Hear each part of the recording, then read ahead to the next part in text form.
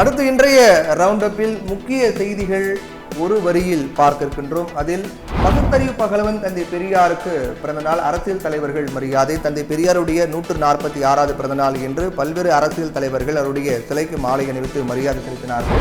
காஷ்மீரில் முதற்கட்ட தேர்தல் நாளை 24 தொகுதிகளுக்கு வாக்குப்பதிவு நடைபெறவுள்ளது. அதற்கான ஏற்பாடுகள்லாம் மிக தீவிரமாக தொடங்கி இருக்கிறது. காலை தொடங்கக்கூடிய வாக்குப்பதிவானது மாலை வரை நடைபெற உள்ளது. 3 கட்ட வாக்குப்பதிவில் முதற்கட்ட வாக்குப்பதிவு நாளை நடக்கின்றது.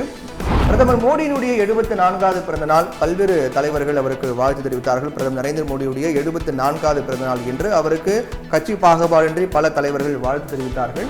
மருத்துவமனைகளில் பெண் மருத்துவர்களுக்கு புதிய கட்டுப்பாடுகள். மேற்கு வங்க அந்த போராட்டத்தை அடுத்து அந்த தொடர்பான வழக்கு இன்று உச்சநீதிமன்றத்தில் விசாரணைக்கு வந்தது. அப்போது மேற்கு வங்கத்தில் மருத்துவமனையில் கடைபிடிக்க வேண்டிய விதிமுறைகள் மற்றும் பெண் மருத்துவர்களுக்கு வழங்கப்பட வேண்டிய பாதுகாப்பு நடைமுறைகள் பற்றி நீதிமன்றம் தெரிவித்திருந்தது. குறிப்பாக பெண் மருத்துவர்களுக்கு இரவு பணி வழங்கக்கூடாது என்றும் ஒரு குறிப்பிட்ட நேரத்திற்கு பிறகு அவர்களுக்கு தொடர் பணி வழங்கக்கூடாது உள்ளிட்ட பல்வேறு உத்தரவுகளை உச்சநீதிமன்றம் பிறப்பித்து இருக்கிறது.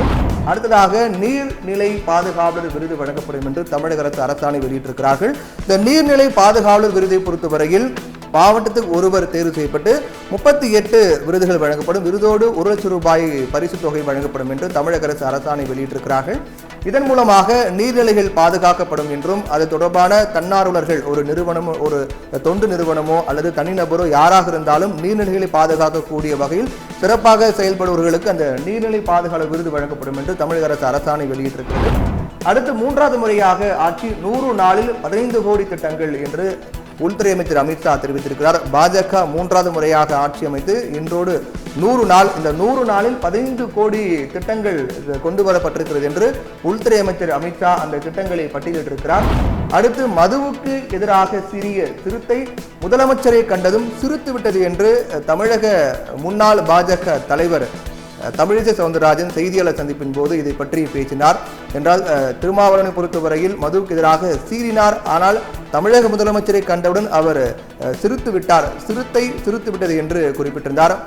மற்றொரு விடயத்தையும் அவர் குறிப்பிட்டிருந்தார். ஒரு பழமொழி நினைவுக்கு வருகிறது என்றும், அதாவது மரம் வெட்டக்கூடிய கோடாரிகள் ஒன்று சேர்ந்து மரம் வெட்டக்கூடாது என்ற மாநாட்டில் கலந்து கொண்டனவாம் என்பது போன்றுதான் மது ஒழிப்பு மாநாடு விசிக மேற்கொள்ளக்கூடிய மது ஒழிப்பு மாநாட்டில் திமுக கலந்து கொள்கிறது.